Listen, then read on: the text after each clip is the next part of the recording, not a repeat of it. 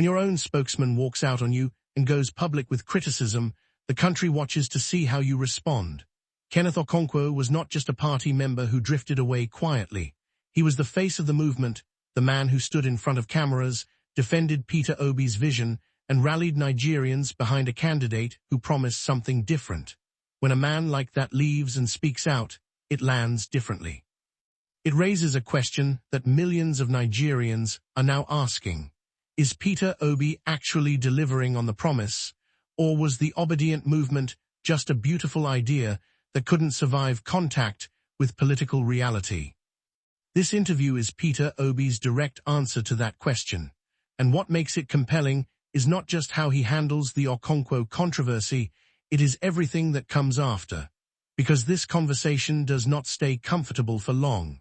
It moves into territory that every Nigerian, regardless of party affiliation, cannot afford to look away from. Also continue on that question again, there are other questions. Case in point, Kenneth Okonkwo, who used to be was a spokesperson of the Labour Party, that feels that you are not acting to resolve a lot of these issues. What is your position on trying to keep people like that? What's your position on Kenneth Okonkwo's position? I've told you, I think I've said it, I can't act rascally. I've never been known to be somebody who operates rascally. I operate within the rules, within the guidelines and everything. And that's what we want to enthrone. You know, it's easy for anybody to say anything. You know, like I said, all those who left are my brothers.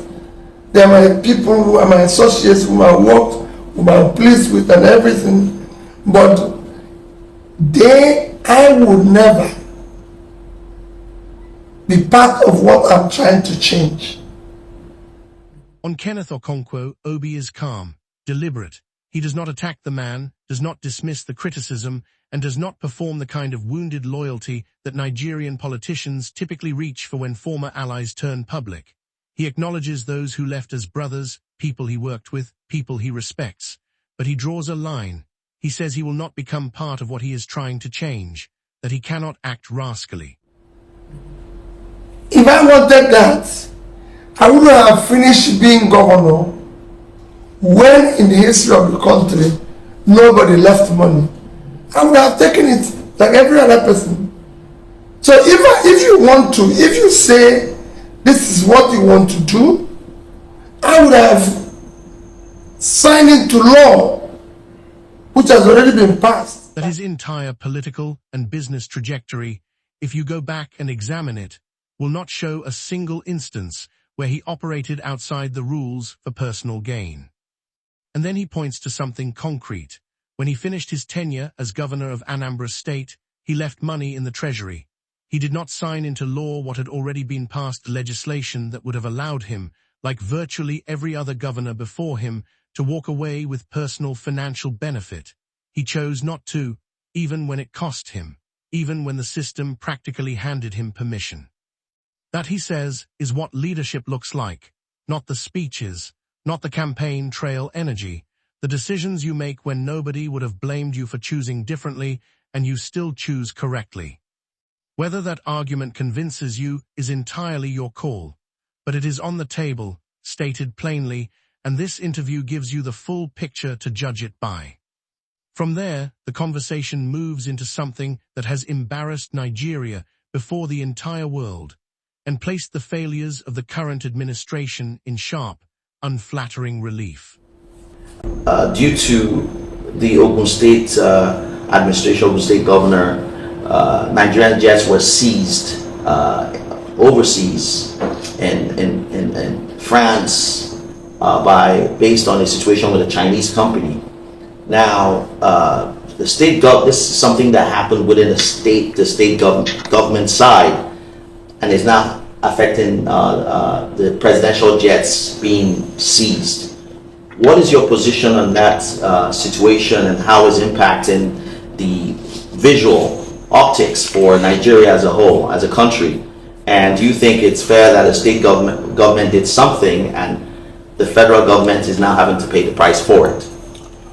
Well, for me, the first thing to say is that what we are going through now is very, very shameful and very negative in terms of the perception of our country.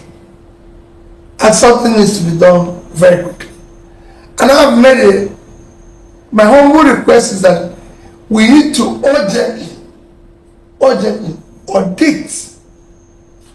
the country's debts at national, subnational level immediately to know the quantum of the debts that we owe, because I believe that we don't have the exact size of the debts, know who we're owing, and most importantly, know what those debts were used for, or how they were contracted or sourced. Because the law says that all borrowing, all debts is supposed to be used for critical area of development. So where are the benefits of those debts to the people? Because the people are not going to pay it. Nigerian presidential jets have been seized abroad, not as a result of some federal government action, but because a state government defaulted on a debt owed to a Chinese company, and now the whole country is carrying that shame internationally. A property in Liverpool reportedly heading to auction. Another Nigerian government jet grounded in Canada. These are not opposition talking points. These are documented developments unfolding under the Tinubu administration's watch, and Peter Obi is asked directly what he makes of it, and whether it is fair that a state government's failure should become the federal government's international embarrassment. He does not hedge, he calls it shameful, very shameful. He says something is fundamentally broken when a country cannot tell you exactly what it owes, exactly who it owes it to, and exactly what those borrowed billions were ever used to build. And he makes a specific, urgent demand: audit everything, federal debts, state debts, oil revenues, all of it, immediately, not after the next budget cycle, not after the next election. Now. His reasoning goes beyond optics. He warns that if this trajectory continues unchecked, assets being seized quietly, debts accumulating without public accounting, the day will come when a Nigerian passport becomes a liability the moment you land on foreign soil. When you present your travel document at an international border and face consequences not for anything you personally did, but simply for being a citizen of a country that cannot manage its obligations. That warning deserves to sit with you, because it is not political theater.